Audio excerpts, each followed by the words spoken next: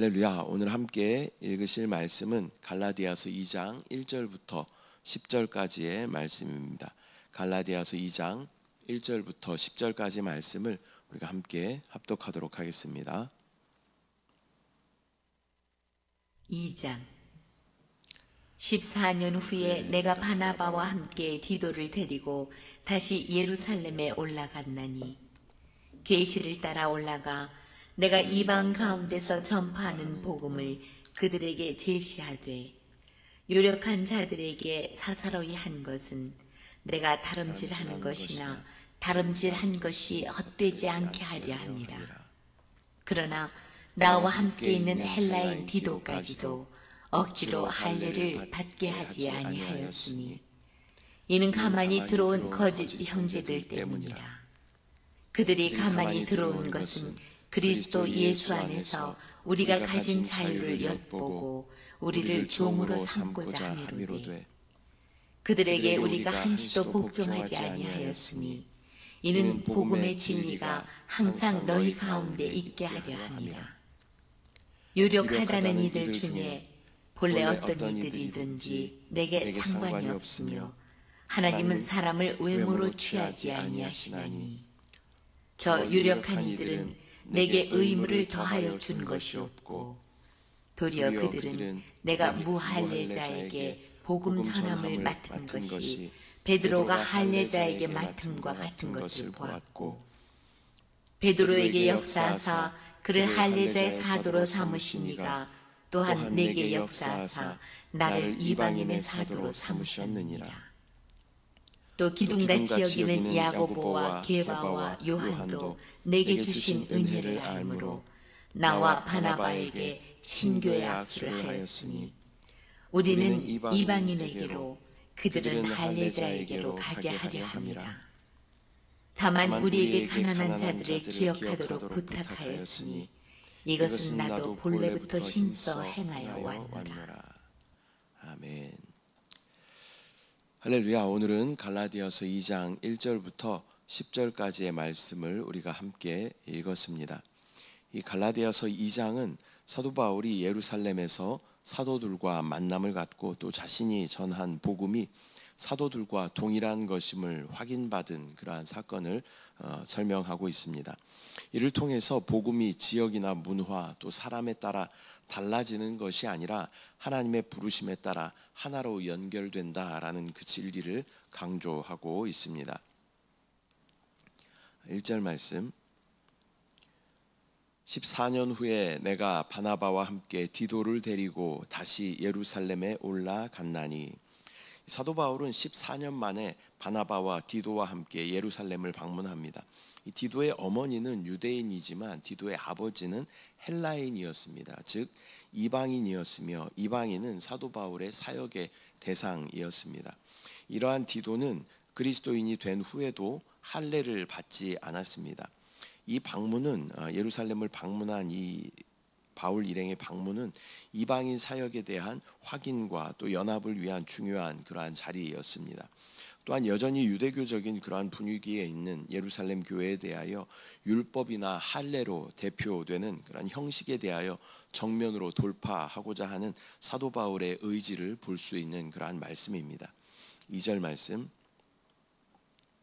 계시를 따라 올라가 내가 이방 가운데서 전파하는 복음을 그들에게 제시하되 유력한 자들에게 사사로이 한 것은 내가 다름질하는 것이나 다름질한 것이 헛되지 않게 하려 함이라.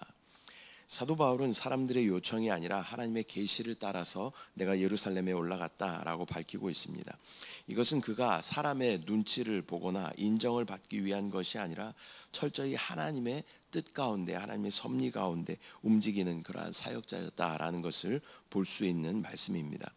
또한 그 자리에서 자신이 전한 복음을 지도자들에게 확인받았다라고 설명함으로써 또 연합의 중요성을 강조하고 있는 것입니다. 너무 독단적이거나 독립적으로 갈 경우에는 그것이 또 많은 어떤 어려움들을 불러 일으킬 수 있는 그런 상황이기 때문에 또 하나님의 어떤 인도하심 가운데 계시를 따라 예루살렘에 올라가 사도들을 만나고 또 그들에게 확인받는 그러한 시간이 사도 바울에게 필요했다라는 것입니다. 3절 말씀 그러나 나와 함께 있는 헬라인 디도까지도 억지로 할례를 받게 하지 아니하였으니. 디도는 헬라인이었지만 할례를 받지 않았고, 또 그럼에도 불구하고 예루살렘의 사도들은 할례를 강요하지 않았습니다. 이것은 구원이 율법 행위가 아닌 믿음으로 주어진다라는 이 복음의 핵심 원리를 잘 드러내는 것입니다. 이 사도 바울은 본인은 8일 만에 할례를 받은 그러한 사람이었지만 이것이 구원받는 것과는 전혀 상관없음을 말씀하고 있는 것입니다. 심지어 빌립보서 3장에서는 개들과 행악하는 자들과 몸을 상해하는 일을 삼가라라고 하면서 성령으로 봉사하고 그리스도 예수로 자랑하고 육체를 신뢰하지 않은 우리가 할례파다라고 말씀하고 있습니다. 4절 말씀, 이는 가만히 들어온 거짓 형제들 때문이라. 그들이 가만히 들어온 것은 그리스도 예수 안에서 우리가 가진 자유를 엿보고 우리를 종으로 삼고자 함이로되. 당시 어떤 이들은 자유를 빼앗고 성도를 율법 아래 다시 두려는 의도로 몰래 들어와서 어지럽게 하는 그러한 자들이 있었습니다. 사도 바울은 이들을 거짓 형제라고 표현하면서 복음을 왜곡하고 사람들을 종속시키려는 그러한 시도에 대해서 강력하게 경계하고 있는 것입니다. 5절 말씀, 그들에게 우리가 한시도 복종하지 아니하였으니 이는 복음의 진리가 항상 너희 가운데 있게 하려 함이라. 사도 바울은 복음의 진리를 지키기 위해서 그들에게 내가 한순간도 복종하지 아니하였다라고 말하고 있습니다. 이것은 복음은 타협의 대상이 아니라 지켜야 하는 절대적인 기준임을 강조하는 그러한 말씀입니다. 우리도 진리의 문제에 있어서는 사람의 눈치를 보지 말고 담대히 설 수 있어야 하는 줄 믿습니다. 다른 말, 사도 바울이 그렇게 이야기하죠. 내가 그 사람을 얻기 위해서 그 사람처럼 되었다. 이 헬라인에게는 이방인에게는 이방인들처럼, 또 할례를 받은 자들에게는 할례를 받은 자들처럼 이렇게 대하는 사도 바울의 모습이 있지만, 그러나 복음의 진리에 있어서는 절대 타협하지 않았던 사도 바울의 어떤 모습을 우리가 볼 수 있습니다. 우리도 마찬가지입니다. 그 사람을 얻기 위해서 그 사람 편에 서서 그 사람 이야기를 들어주고 공감해 주는 것들이야 얼마든지 필요하겠지만, 이 복음의 진리에 대해서는 우리가 절대 타협해서는 안 된다라는 것을 우리는 기억해야 할 줄 믿습니다. 6절, 유력하다는 이들 중에 본래 어떤 이들이든지 내게 상관이 없으며 하나님은 사람을 외모로 취하지 아니하시나니 저 유력한 이들은 내게 의무를 더하여 준 것이 없고.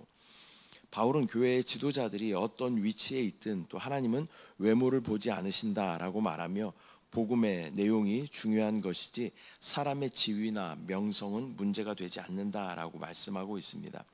이것은 사역자나 성도 모두 겸손히 하나님의 뜻에 순종해야 함을 말씀하는 것입니다.